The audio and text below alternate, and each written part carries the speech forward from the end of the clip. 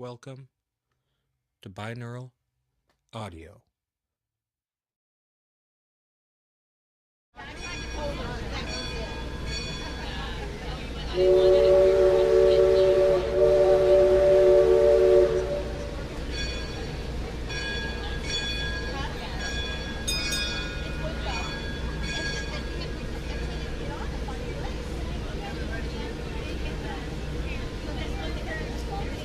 Bowman, cast off bow line.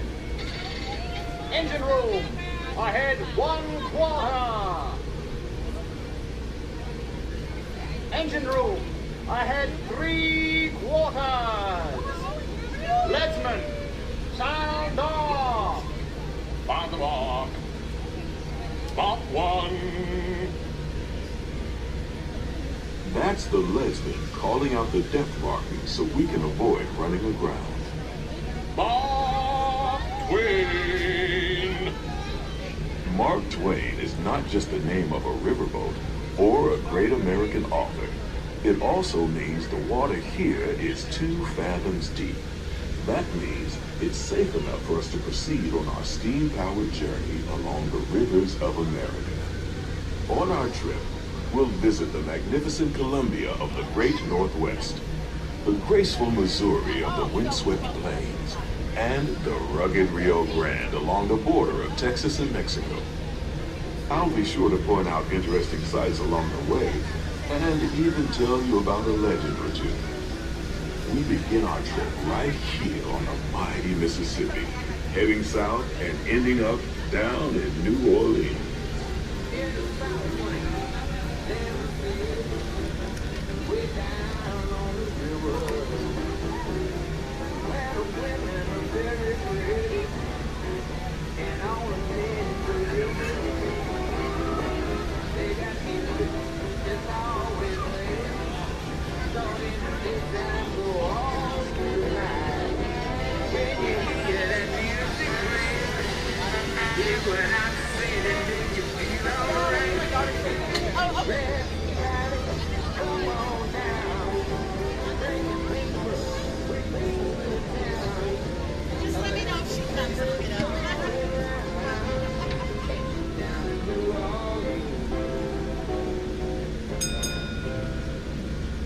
New Orleans is rich in history, music, good food, and ghost stories.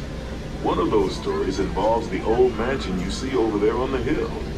I've heard it said that the place is haunted, filled with 999 ghosts, ghouls, and goblins. And they're looking for one more to make it an even 1,000. If you're brave enough, you should see for yourself after we arrive back at the landing in Frontierland.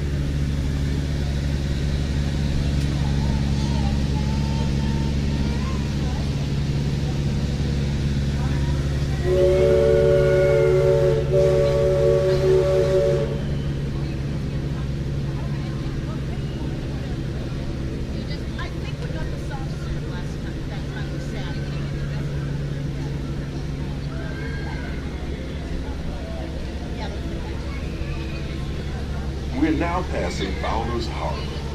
This is home port for the 3-masted windjammer, the Columbia, the first American ship to circumnavigate the globe. Here's a bit of history for you.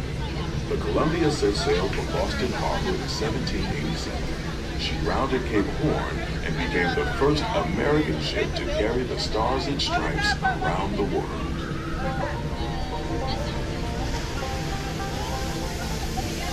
The most famous landmark in this area is Splash Mountain, named for the fact that everyone seems to have a splashing good time when they visit.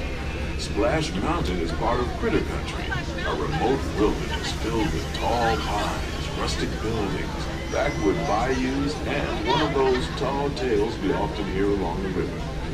The story is that the birds and animals that live here can talk, sing, and dance. Like I said, just another tall tale.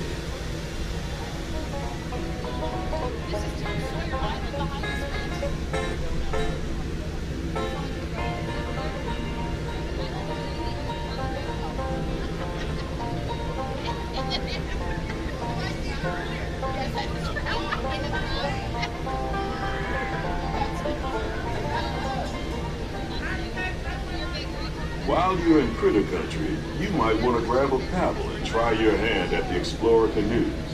You can work up a real good sweat rowing one of those around the river. Me, I'll take the comfort of the Mark Twain riverboat any day.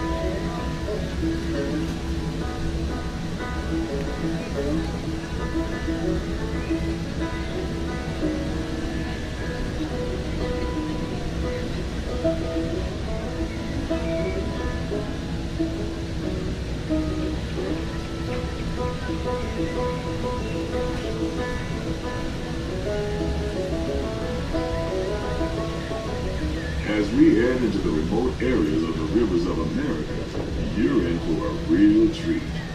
I've been navigating these parts for years now, but I never get tired of taking in the breathtaking beauty of the Columbia River. The majestic trees, the stunning rock formations, the cascading waterfalls, the moose, deer, and elk along the banks. It's all so magnificent and so peaceful.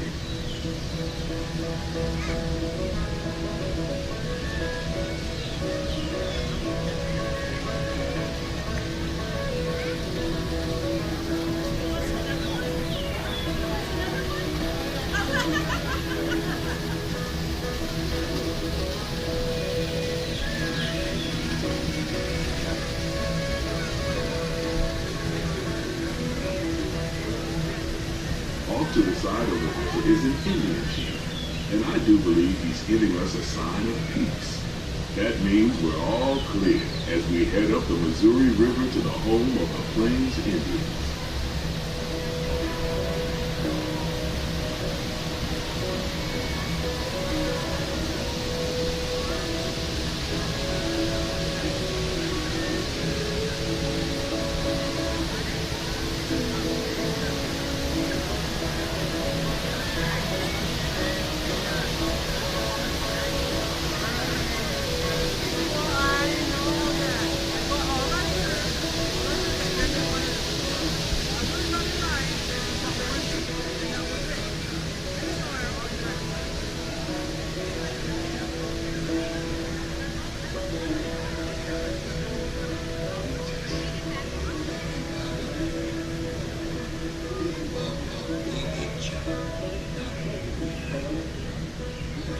Port side of the riverboat is a wise old shaman, sharing a story for all of us to read.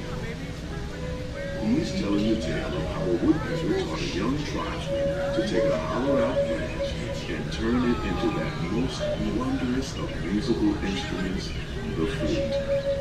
It's a legend the Lakota have passed down from generation to generation.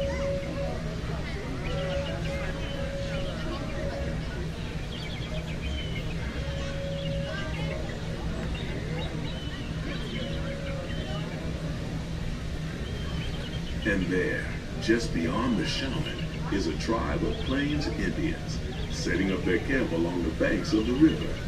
They'll be here for a few months and then move on.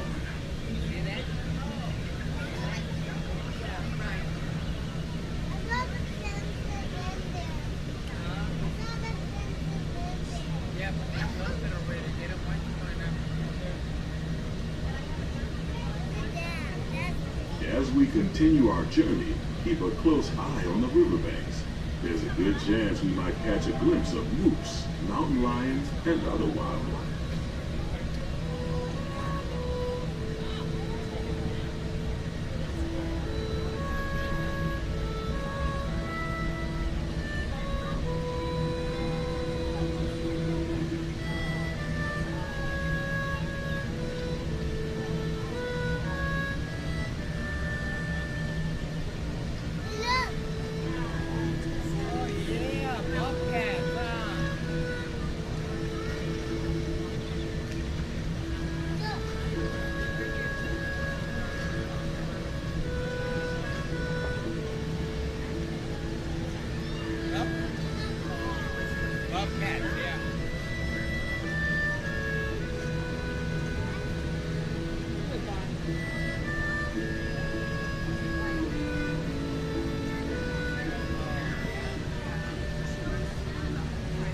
The starboard side is Pirate's Land at Tom Sawyer Island. Young Tom always said he wanted to be a pirate, and I think I see why. If you're a pirate, you don't need to get up early in the morning and go to school. And you never have to wash your face and hands. All you have to do is just look for treasure all day long. At least that's what Tom Sawyer thought.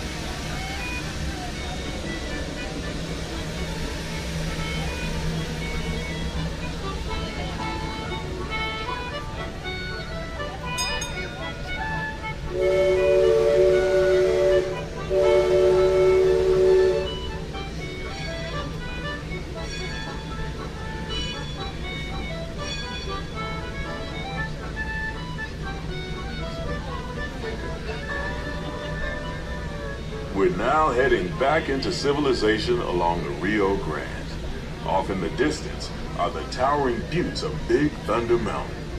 Rumor has it that the railroad built to haul gold out of the mountain has been seized by supernatural forces, and they've turned the mining trains into the wildest ride in the wilderness. Of course, that may be just another legend of the river. Just ahead is the Frontier Landing, where our journey ends. On behalf of our entire crew, I'd like to thank you for booking passage on the Mark Twain Riverboat.